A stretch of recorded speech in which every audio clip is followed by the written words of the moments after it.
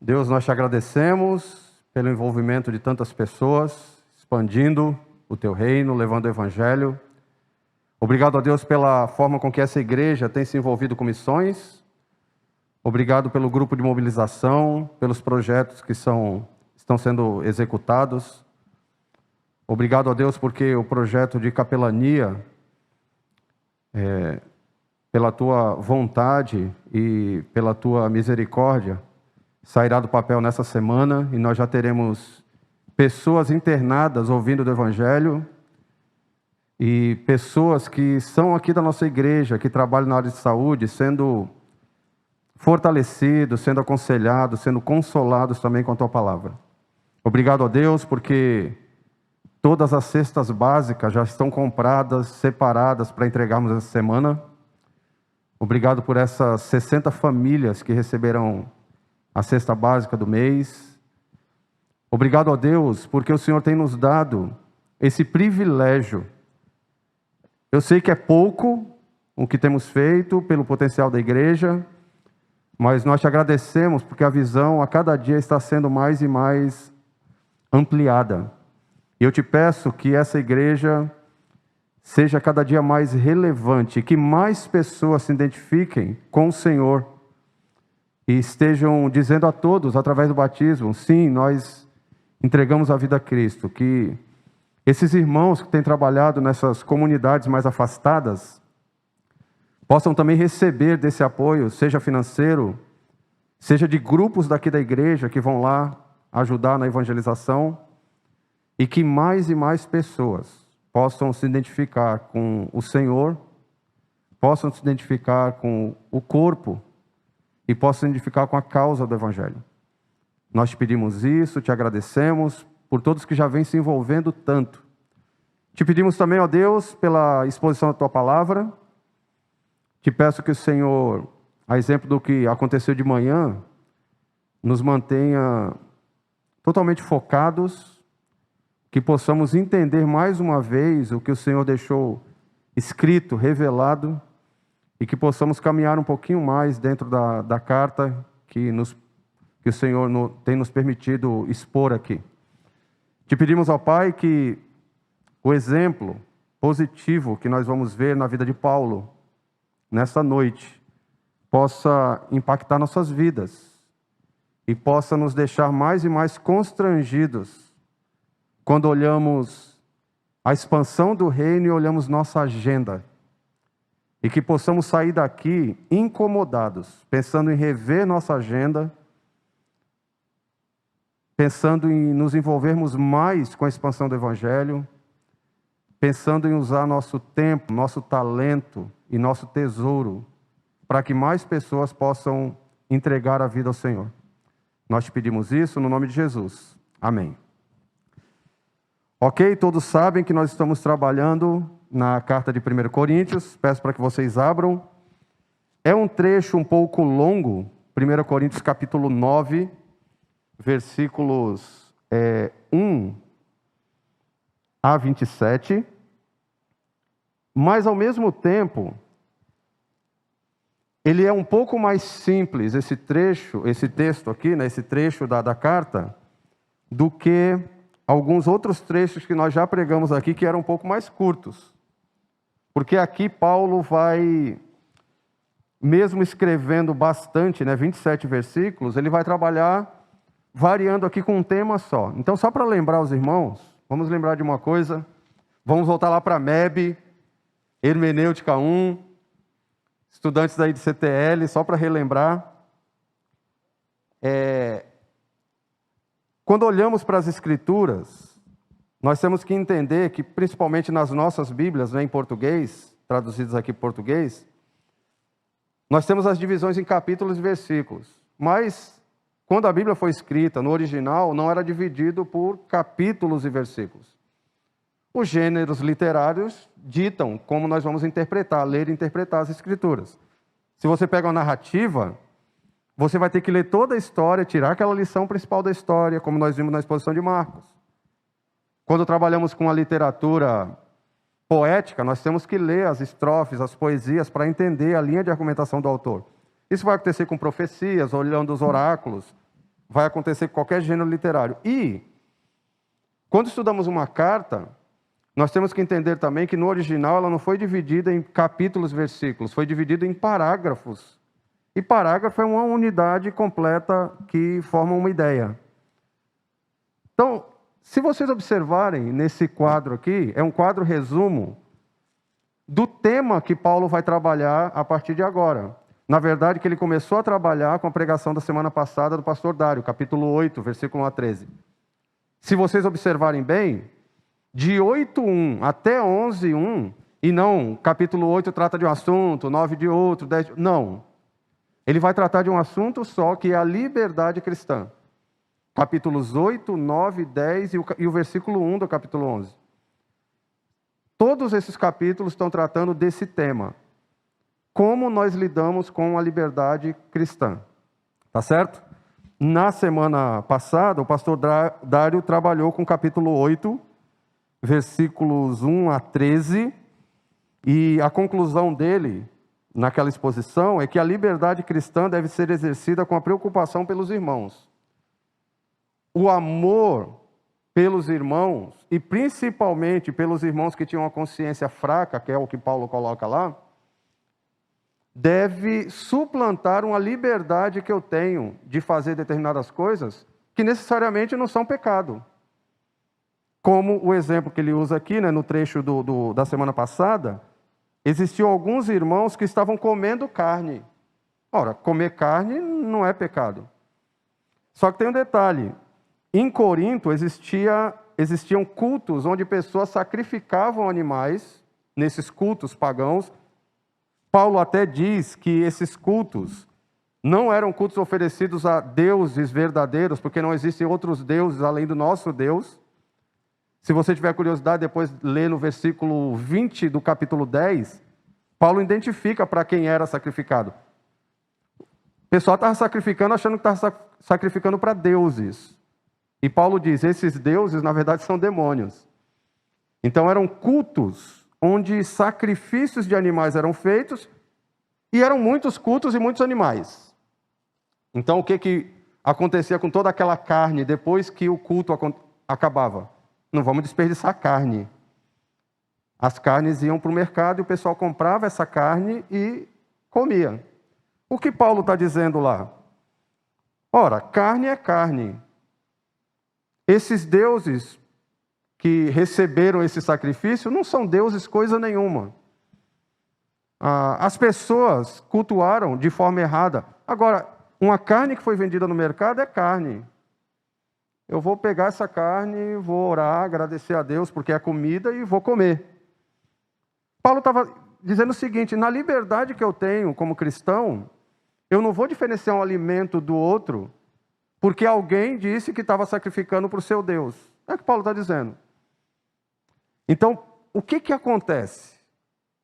Um irmão de consciência fraca poderia ver Paulo ou outros crentes que tinham esse discernimento, de repente comendo essa carne e ligar as coisas e sem conversar com esses irmãos que tinham essa consciência já formada e tinha essa liberdade cristã como convicção, fala, bom, se Paulo está participando e comendo a carne sacrificada aos ídolos, que problema tem se eu for lá, então, nesse culto e comer dessa carne e participar do culto? Então, esse era o problema. E Paulo diz o quê? Se houver a mínima possibilidade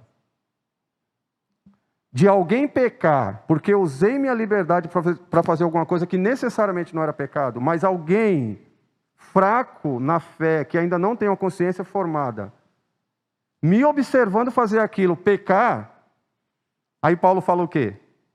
Pensando nesse irmão que tem uma consciência fraca, eu prefiro não comer carne, mesmo sabendo que comer carne não é pecado.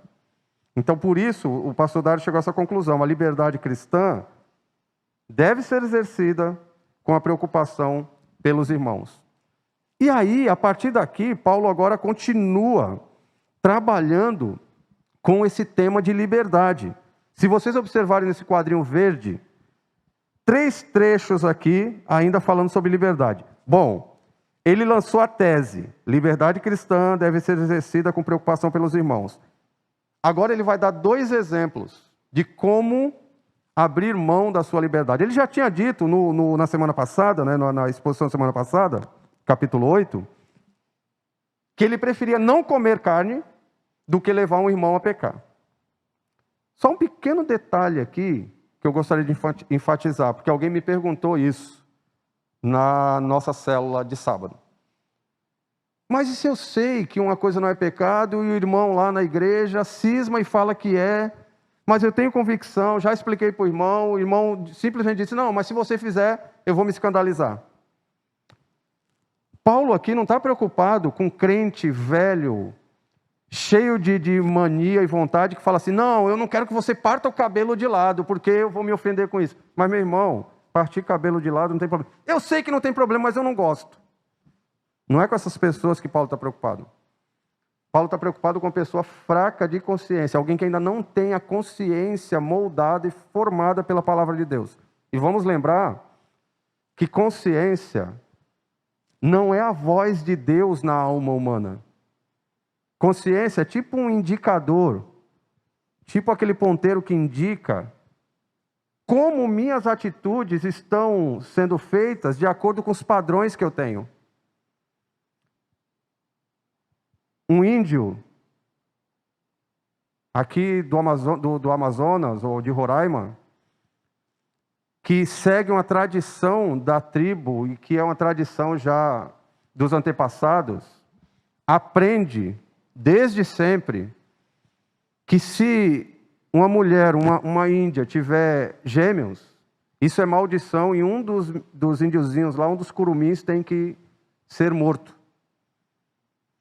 Como isso já está na sua cabeça e sua consciência vai agir de acordo com o padrão que essa índia aprendeu, se ela tiver gêmeos e não matar um dos meninos, um dos bebês, ela vai ter a consciência pesada. Porque ela aprendeu isso a vida toda. Então, imagina, um novo convertido, uma pessoa que chegou agora, não entende muito de Bíblia, não tem o padrão de Deus na sua mente, ela vai agir de acordo com o padrão que está lá, que é um padrão do mundo. E demora um tempo até a consciência sair de fraca, doentia, para sadia, forte. Porque eu vou substituindo tudo que vem de fora pelo que vem do alto, pela palavra de Deus. E aí eu começo a acreditar um pouco na minha consciência. Porque aí, na medida que a Bíblia vai entrando na minha cabeça, quanto mais conhecimento eu tenho, quanto mais especialista em palavra de Deus eu sou, mais minha consciência vai atingir certo e errado de acordo com o padrão bíblico. Então, Paulo não está preocupado aqui com aqueles irmãos que só pela vontade queria controlar a vida dos outros. Ele está preocupado com esses irmãozinhos que ainda não tinham uma consciência sadia, tinham uma consciência fraca. Bom, o exemplo positivo de Paulo, além de abrir mão de comer carne, está no capítulo 9, 1 a 27, que é o que a gente vai trabalhar agora. Depois disso, se vocês observarem, ele vai mostrar um exemplo negativo de Israel, que tinha direitos adquiridos, que tinha liberdade, que era o povo escolhido de Deus e que agiu de forma deliberada, de forma consciente, contra a vontade de Deus. Então, olha, Paulo vai mostrar um exemplo positivo, nós vamos ver hoje. O exemplo negativo, veremos semana que vem. E depois ele vem com alerta para os coríntios, no capítulo 10, 14 a 22, dizendo, bom, eu lancei a tese, liberdade cristã tem que ser usada pensando no amor aos irmãos. Eu dei o meu exemplo pessoal, positivo, capítulo 9, 1 a 27. Eu mostrei o que aconteceu com o povo de Deus, com Israel, quando eles erraram e usaram da liberdade de forma errada. Capítulo 10, 1 a 13. E aí, Coríntios? E aí, IBG? Como é que vocês vão agir? De acordo com as ações de Israel no passado e serem punidos por Deus? Ou de acordo com o que eu estou lançando para vocês e com o meu exemplo positivo? Paulo lança essa pergunta, capítulo 10, 14 a 22. E ele termina mostrando o seguinte, que exercer sua liberdade sem preocupação com os outros é incoerente com a posição que temos em Cristo. Se você é crente e acha que pode fazer o que quiser, quando quiser, como quiser, com quem quiser, sem se preocupar com o corpo, com Cristo e com a causa do Evangelho, você tem que rever teus conceitos e ver se de fato é crente. Porque o crente, ele se identifica com Cristo, com o corpo, com a causa, e ele se preocupa com a unidade do corpo. Porque o cabeça do corpo é Cristo. E a causa de Cristo e do corpo é a pregação do Evangelho e a vivência desse Evangelho. Então ele é pesado no capítulo 10, 23 até 11, 1, quando ele vai mostrar essas conclusões sobre o limite da liberdade cristã. Não é porque eu tenho liberdade que eu vou fazer o que eu quiser. Tudo me é lícito, mas nem tudo me convém. É a tese de Paulo aqui. Então nós vamos trabalhar o 9, de 1 a 27, de forma muito simples. Eu vou mostrar para vocês aqui o texto numa coluna, as convicções ou a maturidade de Paulo no outro, e assim a gente vai pensando em algumas implicações. Na verdade, se eu já adiantar para vocês, nós temos só uma implicação nessa noite. Uma implicação. Mas nós postamos nos grupos da igreja um esboço dessa pregação, e vocês vão ter um espaço lá para anote suas aplicações. Depois você abre no seu celular, no computador. Na medida que eu for trabalhando aqui, eu queria que vocês pensassem em aplicações. E eu nessa situação? Em relação a Paulo, como é que eu estou agindo? Porque quando eu trabalhei isso, eu fiquei envergonhado. Quando eu estava trabalhando, quando eu compartilhei com minha família, todos nós chegamos à mesma conclusão. Vendo que Paulo está trabalhando aqui, nós ficamos envergonhados. Quando eu trabalhei com a equipe do Palavra da Vida, silêncio total na hora que a pergunta é lançada. E aí? Como é que você tem agido de acordo com esse padrão que Paulo está estabelecendo? Hoje de manhã não foi diferente. Então, minha oração, meu desejo, na medida que eu estou expondo aqui, é que você saia daqui envergonhado. Que você saia daqui impactado pensando, puxa, eu preciso fazer alguma coisa. Eu não tenho sangue de barata, eu preciso fazer alguma coisa. Porque se esse é o padrão que Paulo está colocando, como é que eu estou agindo? Então eu espero que todos nós aqui, os que estão assistindo, possam pensar dessa forma e se comparar com o que Paulo está colocando aqui. Eu quero propor para vocês que Paulo usa seu exemplo de convicção e maturidade ao renunciar à sua liberdade. O que ele vai renunciar nesse trecho? Ele vai abrir mão dos seus direitos. Ele vai pregar o evangelho para salvar pessoas e não para obter lucro ou benefícios. Paulo não está preocupado aqui com lucro, com benefícios. Pelo contrário, ele está preocupado porque lucros, benefícios, comodismo, status, seja lá o que for que te deixa parado ao invés de estar pregando o evangelho, atrapalha esse conceito de liberdade que eu tenho para pregar o evangelho. É exatamente o contrário. Vamos lá para os 3 primeiros versículos. Versículos 1 a 3. Olha só o que diz. Não sou livre, não sou apóstolo, não vi Jesus nosso Senhor? Não são vocês resultado do meu trabalho no Senhor? Ainda que eu não seja apóstolo para outros, certamente o sou para vocês. Pois vocês são o selo do meu apostolado no Senhor. Esta é minha defesa diante daqueles que me julgam. Para facilitar o entendimento, vocês já viram ali, né? Seria bom, né, se fosse sempre assim, ó. A convicção ali de Paulo já está em azul, está ligado ao trecho. Então eu facilitei o máximo aí para vocês entenderem o que o texto está dizendo e como nós entendemos essa convicção de Paulo. Ele começa já linkando o que ele vai falar com o que ele falou no capítulo 8. Ele não estava tratando do tema liberdade? E do 8 até o 11 não é sobre liberdade, então ele está reafirmando, eu não sou livre. Eu sou livre em Cristo. Eu tenho liberdade, eu não vivo mais preso a nada. Mas eu sou, ao mesmo tempo, um servo de Cristo. Mas eu não devo satisfação a ninguém. Quem me chamou para ser apóstolo foi Cristo, foi Deus. Eu tenho a capacitação dada por Deus para poder exercer meu trabalho. Eu não tenho que ficar sendo julgado por ninguém ou preso a padrões, não. Então ele diz, eu não sou livre, isso aqui demonstra essa convicção que ele tem da liberdade. É por isso que ele vai tratar disso aqui. Eu sou livre, vocês são livres. Vocês estão ouvindo aqui o que eu estou pregando, e ouvem na quarta, e ouvem no podcast, e ouvem no outro domingo. Mas as atitudes que vocês vão tomar durante a semana, nas suas vidas, vocês é que vão decidir. Vocês são livres para, entendendo o texto, obedecer ou não. Vocês são livres para acertar ou para errar. Paulo está falando exatamente isso. Nós temos essa liberdade, nós somos livres. E ele está tendo essa convicção, ele tem essa convicção. Eu não sou livre? Uma resposta, uma pergunta retórica, né? Sim, eu sou livre. Mesma coisa aqui com a sua função, o seu chamado. Lembra no capítulo 1, ele já tinha dito isso, que ele era apóstolo, chamado por Jesus Cristo para a expansão do Evangelho. E ele pergunta, de forma retórica também, a pergunta é sim. Não sou apóstolo, não vi Jesus nosso Senhor? Ele teve esse encontro com Jesus, que era uma das prerrogativas para uma pessoa ser considerada apóstolo na época, cargo de apóstolo, lá no caminho de Damasco. Ele tem um encontro com o Senhor. Ele sabia que era apóstolo, então ele tem essa convicção da sua função, do seu chamado. Convicção da sua autoridade, olha o que está em preto aí, ó. Não são vocês resultado do meu trabalho no Senhor? Ainda que eu não seja apóstolo para outros, certamente sou para vocês, pois vocês são o selo do meu apostolado no Senhor. Paulo tinha essa convicção, ele plantou essa igreja, ele já tinha escrito para essa igreja, ele recebia informações, relatórios sobre essa igreja. Chegasse para um Corinto ali, eu já ia falar corintiano, ó. Nath, anotou? Beleza.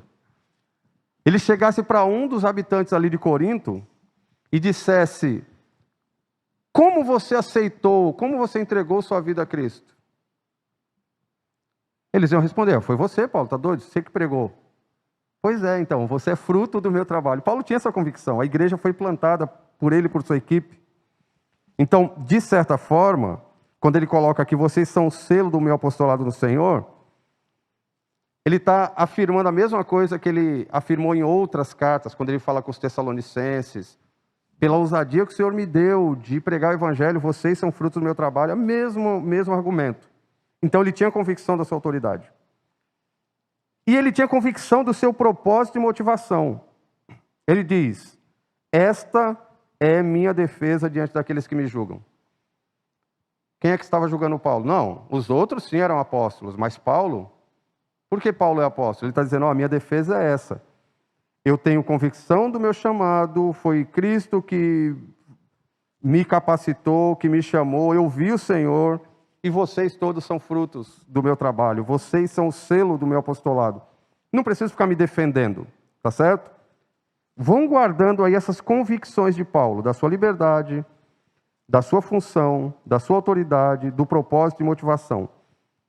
Paulo está começando a juntar argumentos aqui para dizer: olha, eu mereço, não só mereço, mas eu tenho o direito de ser sustentado por vocês. Olha só como Paulo trabalha. Olha só os versículos 4 a 6 agora, a continuação aqui. Não temos nós o direito de comer e de beber? Que convicção é essa? Convicção de ter sustento pessoal. Paulo está dizendo: se eu sou apóstolo, se vocês são frutos do meu trabalho, se eu vivo em função de pregar o Evangelho, de ensinar, de pastorear vocês, de exortar, de cuidar, eu não tenho direito de comer e beber? Eu não tenho direito de ter sustento pessoal, de vocês pagarem para que eu trabalhe com isso? E ele faz mais, ó. Não temos nós o direito de levar conosco uma esposa crente, como fazem os outros apóstolos, irmãos do Senhor e Pedro? Os outros apóstolos, casados, levavam suas esposas. Se tivessem filhos, provavelmente iam juntos. O que Paulo está dizendo é: vocês não só têm o dever de me sustentar pessoalmente, como também sustentar minha família. Nem sempre as igrejas pensam nisso. Nem sempre as igrejas estão preocupadas com o que vai acontecer com a família do missionário que passou a vida inteira no campo e gastou a vida inteira no campo e não teve dinheiro, não teve oportunidade de comprar uma casa, de deixar um seguro, de ter um carro, porque viveu a vida inteira só com a pregação do Evangelho de sustentos para o básico. O missionário morre. E a esposa e os filhos? O que acontece com a esposa e os filhos de um missionário quando ele morre? que acontece com os filhos de missionários que estão em locais muito afastados e os filhos chegam na época da faculdade? Não, os teus filhos podem ter faculdade e a melhor escola. Os teus filhos têm que estudar na melhor escola da cidade, a mais cara. Mas e os filhos dos missionários quando chegam na faculdade? E se o missionário liga e fala, preciso voltar para a cidade, eu preciso de um apoio, porque minhas filhas... Não, missionário tem que estar no campo, tem que sofrer. Ensina teus filhos em casa. E por que você não ensina os filhos em casa? E quando o missionário liga e fala, olha, tem um povoado um pouco mais distante, eu preciso de um transporte, de bicicleta já não dá mais, eu preciso do carro. Não, esse missionário está muito folgado, agora está pedindo carro.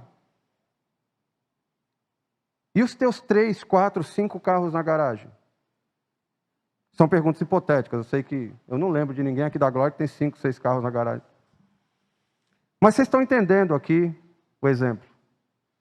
O que Paulo está dizendo é, eu tenho direito de sustento pessoal e de sustento para minha família para viver de uma forma digna, para até mesmo fazer as viagens missionárias, para poder carregar e me manter aí com uma família normal. Ele até diz mais, olha o versículo 6. Ou será que apenas eu e Barnabé não temos o direito de deixar de trabalhar para sermos sustentados? Porque a próxima pergunta de uma igreja que não pensa em sustentar de forma digna seus obreiros, seja pastor, missionário, seja quem for, que vive do evangelho, tempo integral, vai falar assim, não, beleza, legal. Esse pastor aí, já que ele quer isso, então ele não é um missionário de verdade, ele que trabalhe. Eu ralo a vida inteira porque ele não vai trabalhar meio período e pastoreia meio. E Paulo está dizendo, eu não tenho direito de não me preocupar com um trabalho secular para trabalhar só com o evangelho. Paulo está mostrando aqui que ele tem direitos, ele tem direito total para ser sustentado pela igreja. Ele está dizendo, Coríntios, vocês têm que entender, vocês têm o dever de me sustentar. Então nós vimos aqui a convicção de um sustento pessoal, convicção de sustento para a família e direito de sustento por parte da igreja para não precisar trabalhar fora, trabalhar então só com o evangelho, trabalhar só com a pregação da palavra, o pastoreio e tudo mais. Depois desses argumentos que Paulo coloca por ser apóstolo, ele agora usa mais alguns exemplos do que acontece na vida normal. E ele diz que tem direito a ter sustento, porque na vida é assim. Olha só o versículo 7. Quem serve como soldado às suas próprias custas? Quem planta uma vinha e não come do seu fruto? Quem apacenta o rebanho e não bebe do seu leite? O que ele está dizendo é, imagina o soldado vai para a guerra, aí vem aí o pessoal lá do exército e fala, não, você tem que trabalhar para se sustentar enquanto estiver na guerra. E outra, se vira na guerra, arruma um trabalhinho lá na guerra, porque tem que sustentar a tua família que vai ficar aqui. Não. O soldado, ele é sustentado para ir, e a família é sustentada quando fica, e se ele tiver algum problema lá, a família vai ganhar indenização. Quem serve como soldado às suas próprias custas? Ninguém. Quem planta uma vinha e não come do seu fruto? Ó, eu plantei, agora eu vou colher. Não, mas não vou comer não. Por quê? Você plantou, você não vai comer? Quem apacenta um rebanho e não bebe do seu leite? E aí Paulo vem agora com a outra convicção, ainda nessa área do porquê a vida é assim, onde ele faz uma comparação. Se entre vocês semeamos coisas espirituais, seria demais colhermos de vocês coisas materiais? Será que nós não temos o direito de comer, beber, nos vestir, termos talvez um transporte, ter uma vida normal, como todo mundo que trabalha pode usufruir do seu trabalho? E o nosso trabalho é o evangelho. Será que trabalhar como pregador do evangelho não me dá o direito de ter uma vida digna? Só que a comparação de Paulo aqui é interessante. O que nós fizemos para vocês, em termos espirituais, é mais valioso do que o material. E nem o material vocês querem dar. O que Paulo está dizendo aqui no 11, 12a é, se outros têm direito de ser sustentado por vocês, não temos nós ainda, porque nós semeamos coisas espirituais. Gente, a valorização do que é o evangelho deveria nos motivar a olhar para os pregadores de tempo integral, para aqueles que de fato trabalham, porque tem gente também que está em tempo integral e não trabalha. A igreja tem que ter discernimento. Olhar para esses camaradas e falar assim, olha, o que nós damos é pouco perto do que eles estão fazendo. Porque o verdadeiro obreiro, nesse padrão de Paulo, é aquela pessoa que foi usada por Deus para ir no local e pregar o evangelho que tira a pessoa do caminho do inferno para viver eternamente com Deus. Às vezes nós não temos noção de como isso é valioso. Martinho Lutero teve 1521 quando escreveu Castelo Forte. Quando ele escreveu Castelo Forte, ele estava falando disso, baseado no Salmo 46. Se eu tenho que perder tudo na vida, o evangelho é o que importa, eu vou estar com Cristo, eu vou estar com Deus. Eu vou para a eternidade. Isso são sementes espirituais. Você não tem noção do que é ser usado por Deus. Alguns aqui têm. Espero que todos tenham. Eu espero que todos tenham. Mas isso é só uma esperança, porque nem todos têm ainda essa experiência de você pregar o evangelho para alguém e essa pessoa entregar a vida a Cristo.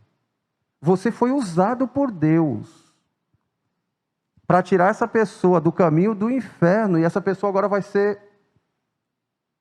um filho de Deus que vai ser preparado para ser glorificado e viver eternamente com Deus. E detalhe, eu falei isso de manhã. Ô Milena, se tu não tinha anotado, anota agora. Olha só isso.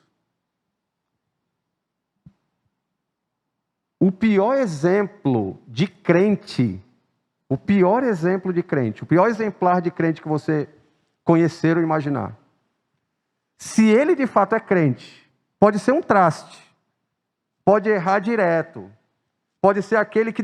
Agora, por causa da graça de Deus do Evangelho, o pior crente vai para o céu.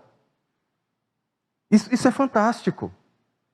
Isso foi revolucionário na vida de Paulo, porque Paulo se comparava, ele falava, eu sou esse pior. Paulo não se colocava assim, eu sou exemplo de crente, não, ele fala, sede imitadores de mim como eu sou de Cristo. Mas ele dizia, eu sou o menor, eu não sou, como o pastor Dário diz, essa Coca-Cola toda. E na medida que ele ia envelhecendo, ele ia chegando mais e mais a essa conclusão. E eu me coloco no lugar de Paulo nesse sentido. Eu não sou o melhor exemplar de cristão que vocês vão conhecer na face da terra. E eu só vou para o céu, não é porque eu sou bonzinho. Não é porque eu trabalho no Palavra da Vida. Não é porque eu estou aqui pregando para vocês. É pela graça de Cristo. E o que Paulo está dizendo é isso. Ele está dizendo, olha, nós semeamos essas verdades espirituais que fizeram vocês serem salvos. Vocês não param para pensar que pelo menos precisamos comer, precisamos beber, precisamos ter uma vida digna, sustentada por vocês? Então vocês ainda não entenderam direito. E muitos coríntios não tinham entendido direito. Então Paulo está mostrando aqui que o sustento financeiro é justificável e não paga o investimento espiritual. Guarda aí, porque agora ele vem para o golpe de misericórdia, porque ele já usou argumentos do porquê ele é apóstolo, tem direito a ser sustentado integralmente pela igreja. Não precisaria trabalhar fora. Ele diz também que pelo exemplo da vida normal, ele deveria ser sustentado integralmente, sem precisar trabalhar fora. E agora ele vem dar o golpe de misericórdia. Bíblia. Ele abre aqui e fala assim, ó. Não digo isso do ponto de vista meramente humano, versículo 8. A lei não diz a mesma coisa? Pois está escrito na lei de Moisés, não amordace o boi enquanto ele estiver debulhando o cereal. Por acaso é com bois que Deus está preocupado? Não é certamente por nossa causa que ele o diz? Sim, e isso foi escrito em nosso favor. Porque o lavrador, quando ara, e o debulhador, quando debulha, devem fazê-lo na esperança de participar da colheita.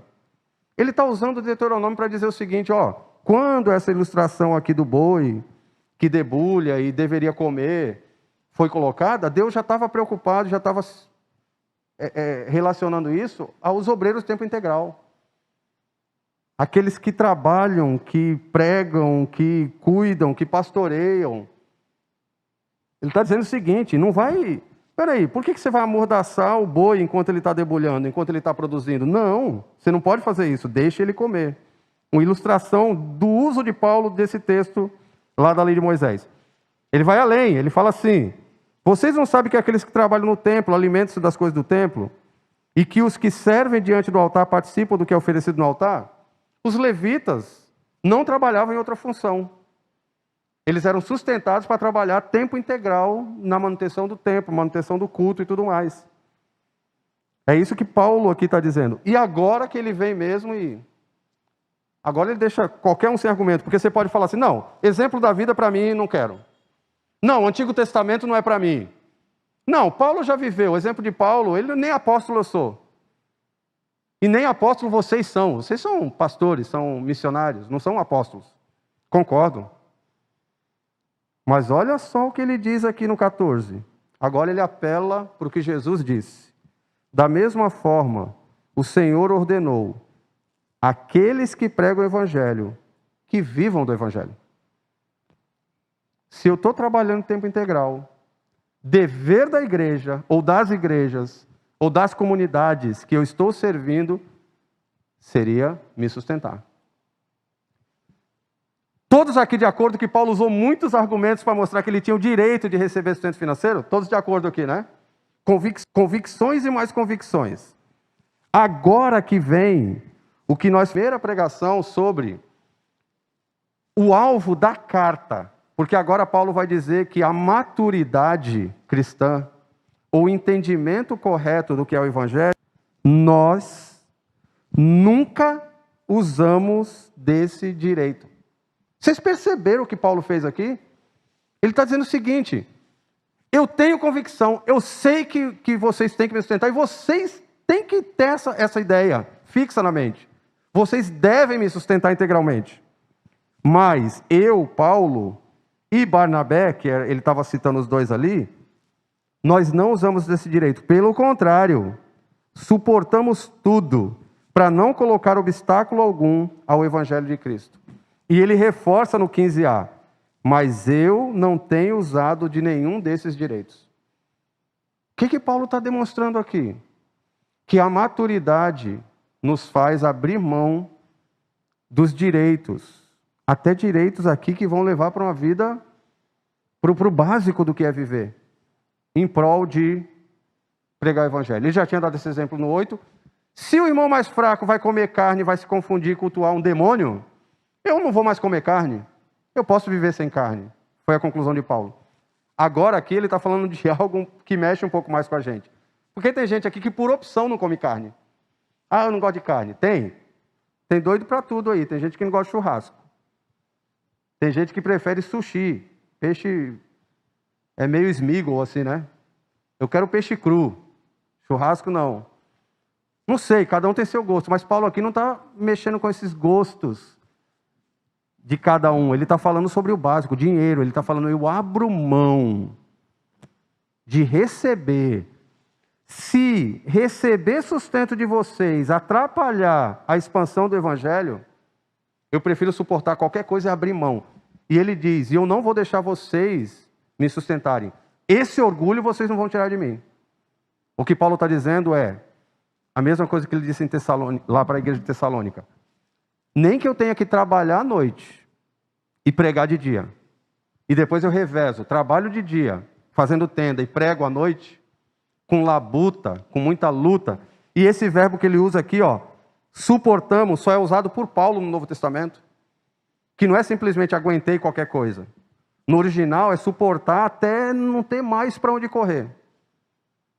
É o que acontece em Tessalônica. Ele diz isso. Olha, eu não vou deixar ninguém, mas ninguém mesmo, falar assim, ah, Paulo está pregando o Evangelho, também ele ganha para isso? Não. Paulo diz, eu abro mão. E ele diz, para não colocar obstáculo algum no Evangelho. Quando ele usa esse termo, colocar obstáculo, depois que Paulo usou esse termo, no grego comum da época, esse termo foi anexado a uma linguagem militar. Colocar obstáculo significava o seguinte, quando o exército passava com seus carros lá, suas bigas, e o exército inimigo vinha perseguindo, eles faziam o seguinte, vamos fugir por essa estrada, e os de trás abram buracos na estrada, para o exército de trás não nos alcançar. Vão estragando a estrada. Paulo está dizendo, não quero estragar essa estrada, não quero colocar obstáculos. O Evangelho é mais importante. É por isso que ele fala lá em Tessalonicenses. Frio, fome, nudez, qualquer coisa. Agora, quando Deus me coloca também em momentos bons, de mimos, viajar, agora com o transporte, está recebendo sustento de outro. Tranquilo. Mas Paulo aqui para os coríntios, talvez fosse um problema dos coríntios, que os coríntios estavam questionando a autoridade de Paulo. E lembra que ele aqui está respondendo questões que foram colocadas. Quando ele bate nessa tecla, ele está dizendo, olha, por dinheiro vocês não vão me pegar não. Porque apesar de saber que vocês deveriam me sustentar, eu abro mão disso. Porque para mim o mais importante é que o evangelho chegue. Nós fizemos uma reunião do Palavra da Vida e nós conversamos sobre isso há algumas semanas atrás. Eu perguntei para os missionários, porque todos nós do Palavra da Vida não recebemos um salário da missão, nós recebemos sustento de pessoas. Uma igreja sustenta com R$80, outra com 50, outro irmão lá manda 200, e assim vai compondo o nosso sustento. E eu perguntei para a minha equipe, Ive vai lembrar, as meninas, Diego e Priscila, Luizinho, Libni, Igor e Lu, os 4 casais de Palavra da Vida que estão aqui no Piauí. Eu perguntei para eles, convicção plena de que vocês estão aqui porque Deus chamou para trabalhar aqui? Sim, tranquilo. E se todos os mantenedores de vocês parassem de sustentar? Qual seria o natural para um missionário? Vou voltar para a igreja, vou voltar do campo. Ó, acabou o dinheiro, não posso mais trabalhar. O que Paulo está dizendo aqui me envergonha. Porque Paulo, no meu lugar, fala, bom, se minha convicção é que o Nordeste ainda é uma das regiões menos alcançadas e que eu vou gastar minha vida, investir minha vida para alcançar pessoas no Nordeste, treinar pré-adolescentes, adolescentes jovens para se tornarem uma geração evangelizadora, discipuladora. Era só conversar com a Ive e falar, Ive, ó, vai ser meio período agora, vou arrumar um trabalho aí e vamos ficar. É para trabalhar, para que o evangelho continue? Então vamos trabalhar fora.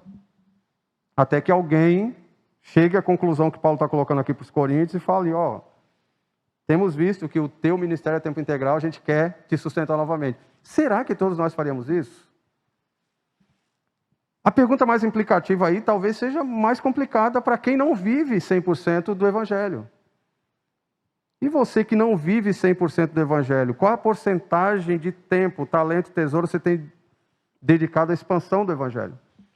Para ser generoso em missões. Ah, campanha de missões, eu vou dar minha oferta. Aí chega lá para a Célia está lá para receber, você pega lá R$5, entrega para ela, ainda segura de um lado e puxa quase assim. A Célia tem que fazer musculação para tirar os R$5 do teu bolso. Não estou falando de valor. Sempre, a maioria das vezes, nós vamos calcular tudo, se sobrar, ofertamos. Missionários, pastores, pessoas de tempo integral dependem de sustento, mas a convicção de Paulo me deixa envergonhado. Me deixa envergonhado. Olha, eu não quero que dinheiro seja o propósito, eu não quero que dinheiro seja impedimento para que o evangelho chegue. Eu vou de carro, e se não tiver carro? Vou de bicicleta, e se não tiver bicicleta?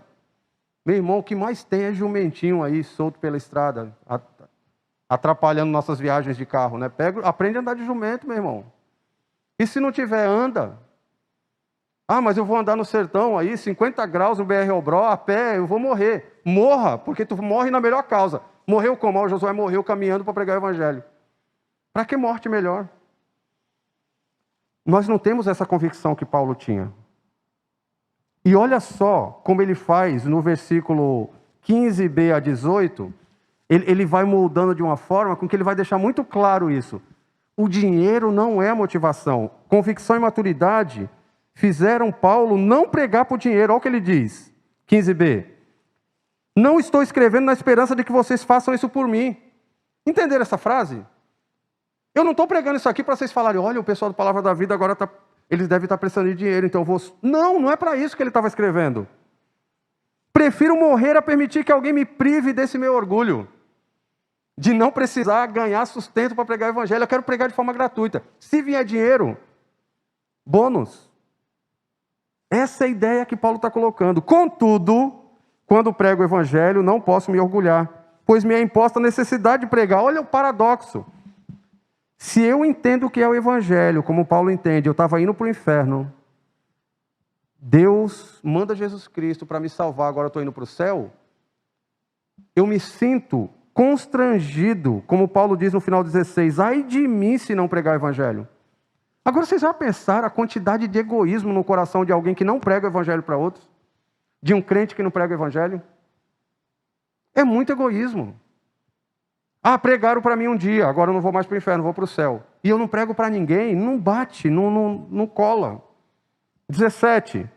Porque se prego de livre vontade, tenho recompensa, galardões, elogios de Deus. Contudo, como prego por obrigação, porque é minha obrigação levar a salvação que chegou em mim um dia para outros, eu estou simplesmente cumprindo a incumbência minha confiada. Ou seja, se eu pregar de boa vontade, amém. E se eu pregar por obrigação, não fiz mais que minha obrigação. De qualquer forma, o que importa é que o evangelho seja pregado. Por isso que ele fala no 18. Qual é então a minha recompensa? Porque quando a gente lê isso, fala, Paulo está doido. Ele diz qual é a recompensa. Apenas esta. E ele define o que é a recompensa.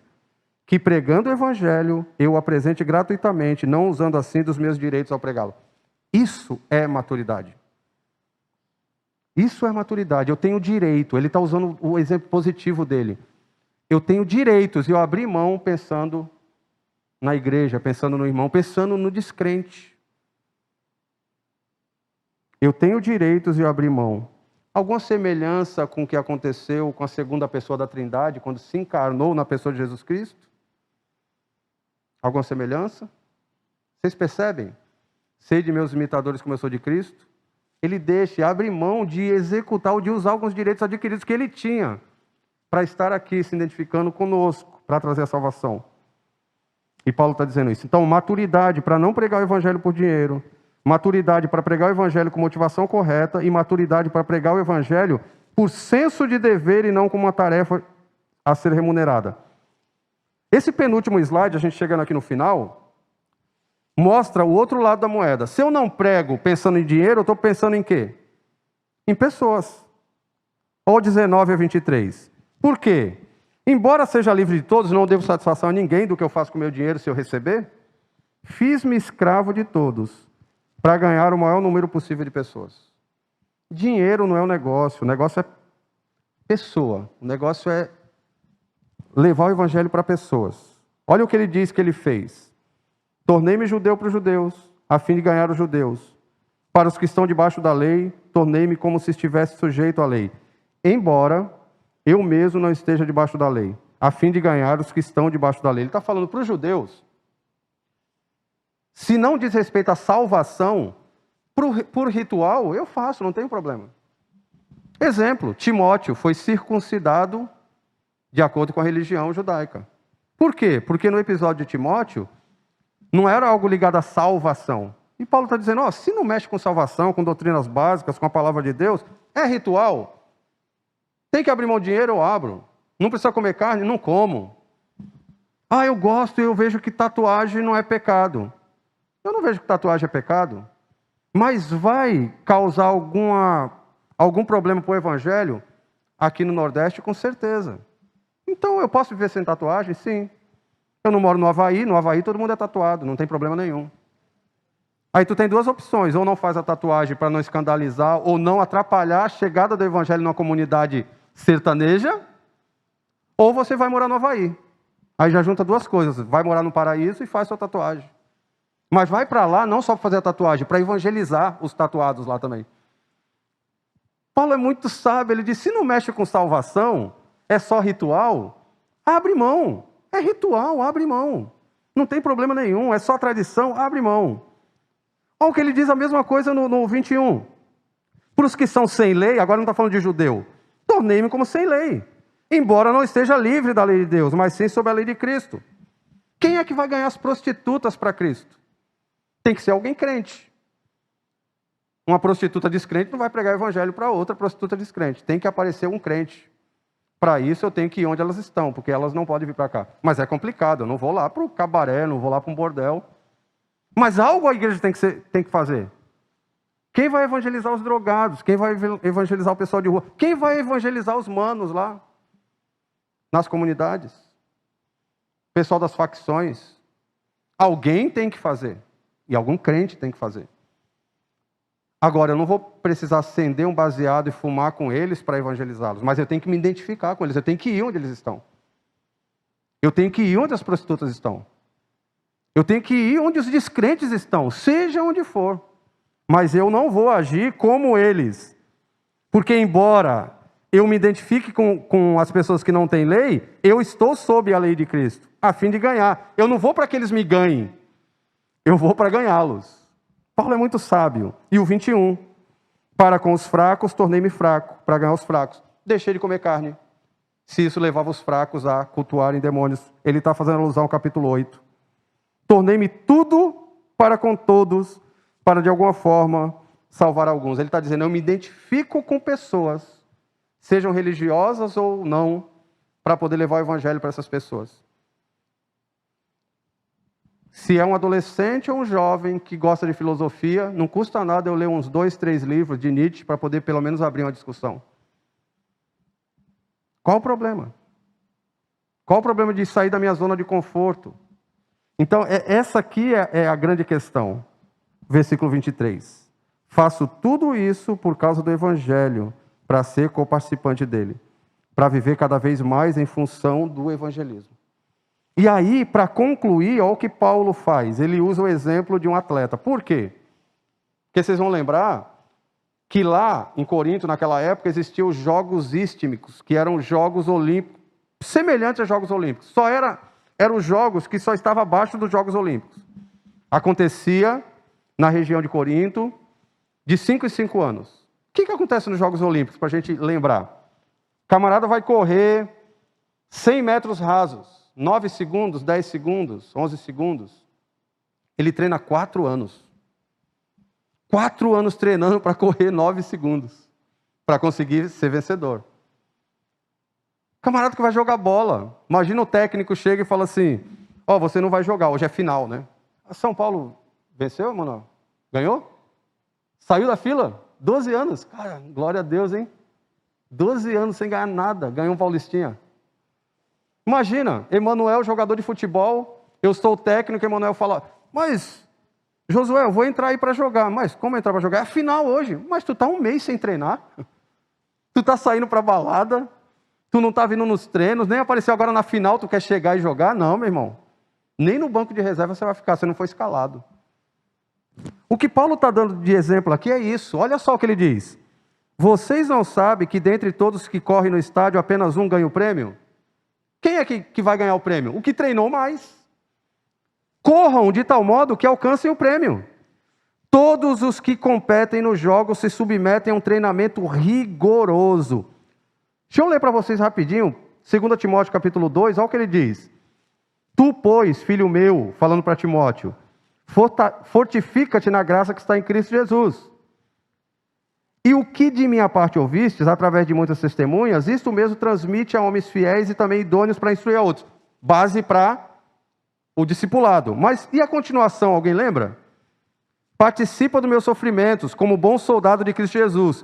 Nenhum soldado em serviço se envolve em negócios dessa vida, porque o seu objetivo é satisfazer aqueles que arregimentou. Igualmente, versículo 5, o atleta não é coroado se não lutar segundo as normas.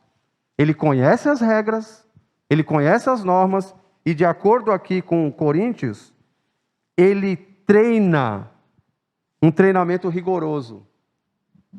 Ninguém aqui vai acordar amanhã e falar, vou viver como Paulo. É treino.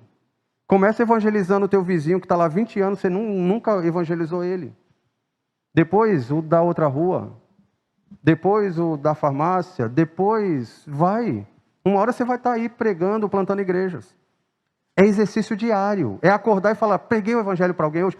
No final do dia eu falo, puxa, passei o dia inteiro, não preguei o evangelho para ninguém. Fazer o trabalho de evangelista exige treino rigoroso, mudança de mente, mudança de atitude. Não se conformar que pessoas e mais pessoas estão passando por você e não ouvir o evangelho. É isso que Paulo está dizendo. Para obter uma coroa que logo perece, esse atleta fazia isso, mas nós o fazemos para ganhar uma coroa que dura para sempre. E agora ele dá o alerta final, 26 e 27. Sendo assim, eu não corro como quem corre sem alvo. Eu sei para onde eu estou correndo. E não luto como quem esmurra o ar. Imagina um lutador de boxe que treina em casa sozinho. Já pensou? Treinando em casa sozinho, sem adversário. Eu vou para as Olimpíadas, treinando sozinho. Primeira vez que ele entrar no ringue, ele leva um supapo e cai. Não tem jeito. Ninguém treina sozinho esmurrando o ar. Você tem que ter um treino adequado e conhecer as regras, de acordo com Timóteo. Mas, ele encerra: esmurro o meu corpo e faço dele meu escravo, para que depois de ter pregado aos outros, eu mesmo não venha a ser reprovado. Paulo não está falando de perda de salvação, como alguns pregam por aí. Paulo está dizendo o seguinte: Josué, se você parar de treinar, se você parar de buscar esse padrão, se você ficar dando soco no ar, se você não se especializar cada vez mais em Bíblia, se você não pregar cada vez mais o Evangelho, você pode ser pastor, pode ser coordenador de palavra da vida, pode ser o que for, você vai para o banco, até voltar a treinar corretamente. Ou talvez nem vá para a relação do banco. Salvação tu não perde, mas o privilégio de ser usado no ministério, eu posso tirar de você. Todos nós estamos sujeitos a isso. Deus olhar e falar assim: olha, você tem duas opções. Ou você é uma pessoa útil ministerialmente, ou você vai para o banco de reservas. Eu estou tirando isso de onde? Da teologia bíblica da salvação. Lembra que eu disse no início? Você pode ser o pior exemplo de crente, mas você vai para o céu. Ou você pode, você que está assistindo, ou você que está aqui, pode ser o melhor exemplo de descrente. Vai para o inferno. A pergunta não é se eu sou o pior exemplo de crente. A pergunta é: o que eu faço para melhorar e para voltar a ser útil ministerialmente? O que eu faço para não ser esse pior exemplo? É mudar de atitude. Para a salvação, eu creio que é um contrato de mão única. É Deus que te salva. E até para você tomar decisão, Ele tem que tocar no teu coração. Mas enquanto Cristo não volta e você já é crente, você tem a opção sim de mudar de atitude. Eu disse para vocês que essa pregação tem uma aplicação só, uma implicação só. E a implicação é essa, eu vou encerrar com essa implicação. Eu queria que vocês criassem listas de aplicações. A implicação é simples. Muito simples. Como é que você tem usado a sua liberdade em Cristo para alcançar pessoas para Cristo?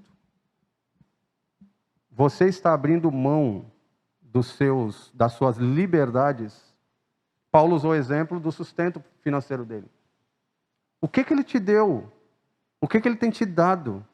E o que você tem feito com isso? Como é que você está abrindo mão para que o Evangelho chegue a pessoas? Você é impedimento ou você é um incentivo para que pessoas alcancem a Cristo? Essa é a pergunta que fica. Eu tenho minhas listas. Eu preciso melhorar nisso. Nessa área eu ainda não estou correndo devidamente. Nessa área eu preciso treinar mais. E você? Você responde por você. Eu não tenho como responder por você. O exemplo de Paulo aqui, como nós vimos no início, é de alguém que abriu mão, por causa da sua convicção e maturidade, da sua própria liberdade, para poder alcançar outros. Eu queria que você ficasse com esse trechinho do texto aqui, e a gente vai estar orando. Faço isso por causa do Evangelho, para ser co-participante dele. Eu queria que todo crente tivesse privilégio, sentisse essa alegria de poder pregar o Evangelho e alguém tomar uma decisão, e você fala assim: puxa, aquela pessoa tomou uma decisão. E aí quando Paulo diz: e eu no final não quero ser reprovado, e eu quero continuar nesse padrão.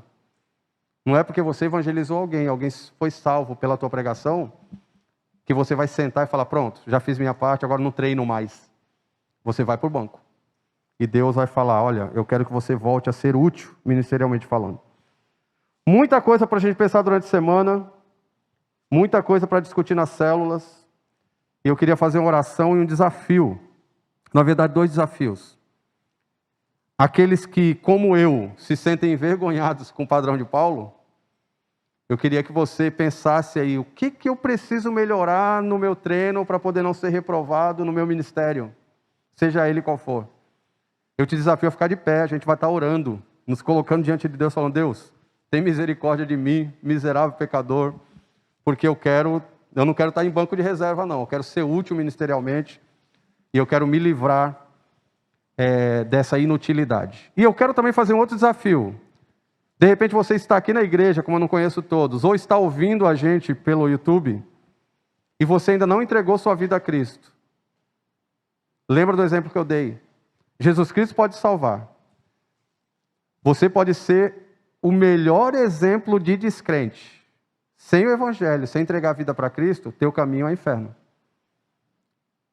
E se você olha para as igrejas, olha para as pessoas e fala assim, mas para ser crente daquele jeito, seja crente daquele jeito, porque o crente, por pior exemplo que ele seja de cristão, pela graça de Cristo e pelo poder do Evangelho, ele vai para o céu. E o meu conselho para você, talvez você também que esteja assistindo, é esse.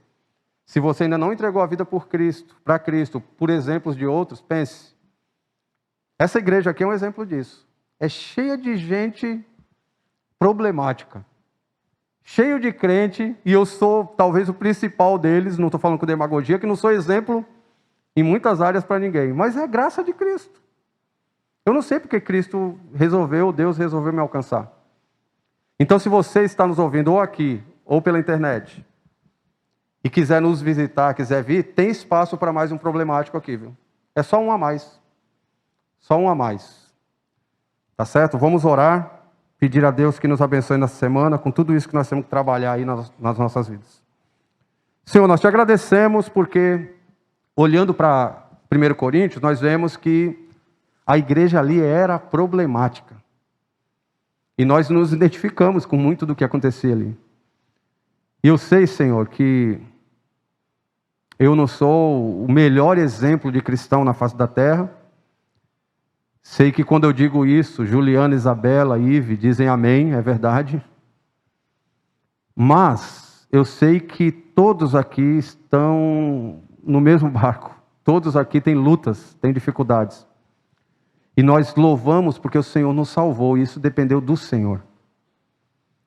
Nós só não queremos, Deus, nos acomodarmos e não sermos pessoas que têm esse pensamento de Paulo, de abrir mão de qualquer coisa que atrapalhe o Evangelho, a expansão do Evangelho. Te peço que o Senhor nos ajude. Os da igreja que não têm dinheiro para pagar a conta amanhã, que eles possam depender do Senhor, serem ajudados sim, mas que eles lembrem, mesmo pobre, eu posso pregar o Evangelho. E eu te peço também pelos que têm dinheiro aqui, eu te louvo pelos que têm muito dinheiro na igreja. Nós sabemos que o Senhor dá essas condições, o Senhor fez rico e pobre. Mas eu te peço que esses também lembrem que tudo veio do Senhor e é do Senhor. E que esses sejam generosos na expansão do Evangelho, não só em ação social. E eu te peço que todos nós que estamos nesse mesmo barco, sejamos pessoas que têm utilidade ministerial enquanto Cristo não vem. Quando o Senhor voltar, seremos glorificados e veremos eternamente te glorificando. Nós queremos trabalhar agora, enquanto o Senhor nos deixou aqui para isso. E te peço também que o Senhor incomode o coração daqueles que ainda não entregaram a vida ao Senhor. E te peço que o Senhor converta esses corações, para que eles também façam parte desse corpo, dessa causa, todos sob Cristo. Nós te pedimos isso, e que nessa semana seja uma semana desafiadora, que possamos buscar esse exemplo de Paulo, possamos rever nossas agendas, nossas prioridades, nossos propósitos de vida, tudo pensando na expansão do Evangelho. Te pedimos isso, te agradecemos em nome de Jesus. Amém.